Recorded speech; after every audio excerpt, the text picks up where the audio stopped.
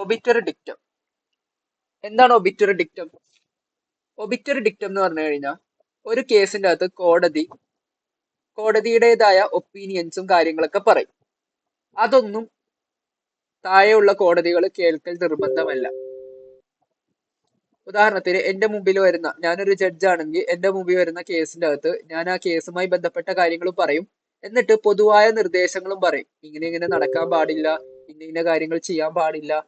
അപ്പോ എക്സ്ട്രാ ഒപ്പീനിയൻസോ റിമാർക്കുകളോ ഒരു ജഡ്ജ് ഒരു കേസിന്റെ കൂട്ടത്തിൽ പറഞ്ഞിട്ടുണ്ടെങ്കിൽ അങ്ങനെ പറയുന്ന ഒരു എക്സ്ട്രാ ഭാഗത്തെയാണ് ഒബിറ്റർ ഡിക്റ്റം എന്ന് പറയുന്നത്. അതായത് കേസിന്റെ റീസൺസുമായി ബന്ധപ്പെട്ടതല്ല, ഒരു കേസിന്റെ ഡിസിഷന്റെ റീസൺസുമായി ബന്ധപ്പെട്ട കാര്യങ്ങളാണെങ്കിൽ അതിനെ റേഷ്യോ ഡെസിഡന്റി എന്ന് വിളിക്കുക.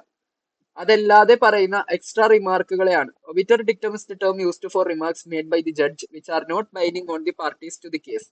ഈ കേസിന്റെ അകത്ത് ഈ പാർട്ടീസിന് ബാധകമല്ല, അല്ലാതെ തന്നെ ജഡ്ജ് പറയുന്ന എക്സ്ട്രാ ഒപ്പീനിയൻസ്.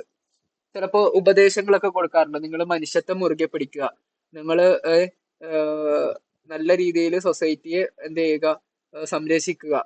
അപ്പൊ ജഡ്ജിമാര് കേസസ് വരുമ്പോൾ ആ കേസിനോട് ബന്ധമുള്ളത്, ഡയറക്റ്റ് ബന്ധമുള്ളതല്ലാത്ത കുറെ നിർദ്ദേശങ്ങളും ഒപ്പീനിയൻസ് ഒക്കെ പറയാറുണ്ട്. അങ്ങനെ പറയുന്ന കാര്യങ്ങളാണ് ഒബിറ്റർ ഡിക്റ്റം എന്ന് പറയുന്നത്. Statements that are not crucial and refer to hypothetical facts or issue of the law. അവിടെ നടന്നിട്ടുള്ള ആ ഒരു കേസുമായി ഹൈപ്പോത്തറ്റിക്കലിയോ ക്രൂഷ്യൽ ആയിട്ടോ ഒരു ബന്ധവും ഇല്ലാത്ത കുറെ സ്റ്റേറ്റ്മെന്റ്സ് ആയിരിക്കുള്ളൂ. ചിലപ്പോൾ വല്ല ഉപദേശങ്ങളോ ചിലപ്പോൾ വല്ല നിർദ്ദേശങ്ങളോ ആയിരിക്കാം.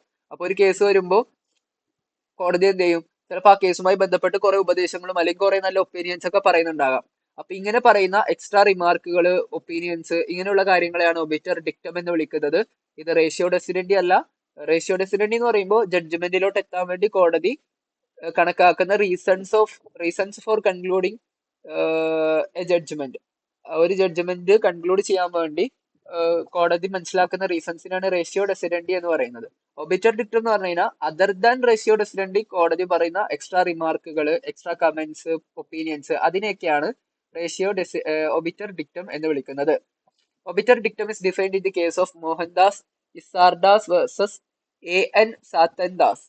ഈ ഒരു കേസിനകത്ത് കോടതി ഒബിറ്റർ ഡിക്റ്റം എന്ന വാക്കിനെ ഡിഫൈൻ ചെയ്തിട്ടുണ്ട്. As the opinion expressed by the judge in the court or during the pronouncement of judgment which does not have any importance in the decision. അതെ, ഒരു ജഡ്ജ് ഡിസിഷൻ പറയുന്ന സമയത്ത് ഡിസിഷനുമായി ബന്ധമില്ലാതെ എന്തെങ്കിലും ഒരു ഒപ്പീനിയൻ ആ ഡിസിഷന്റെ കൂട്ടത്തിൽ എക്സ്പ്രസ് ചെയ്യുന്നുണ്ടെങ്കിൽ അങ്ങനെ എക്സ്പ്രസ് ചെയ്യുന്ന ഒപ്പീനിയൻസിനെയും അങ്ങനെ എക്സ്പ്രസ് ചെയ്യുന്ന മാറ്റേഴ്സിനെയാണ് എന്തെന്ന് പറയുക, ഒബിറ്റർ ഡിക്റ്റം എന്ന് വിളിക്കുക. അപ്പൊ ഒബിറ്റർ ഡിക്റ്റത്തിന് ക്രൂഷ്യൽ ആയിട്ട് ഒരു ബന്ധവും കാണില്ല, ക്രൂഷ്യലായ ഒരു ഇമ്പോർട്ടൻസ് ആ ജഡ്ജ്മെന്റ് കാണൂല. എക്സ്ട്രാ ജുഡീഷ്യറി ജഡ്ജിമാരുടെ ഭാഗത്ത് നിന്ന് പറയുന്ന റിമാർക്സുകളെയും ഒപ്പീനിയൻസിനെയും ഒക്കെയാണ് ഒബിറ്റർ ഡിക്റ്റം എന്ന് വിളിക്കുന്നത്. അത് മനസ്സിലാക്കുക. എക്സാം പോയിന്റ് ഓഫ് വ്യൂവിൽ വളരെയധികം ഇമ്പോർട്ടന്റ് ആയിട്ടുള്ള ഒരു മാറ്റർ തന്നെയാണ്.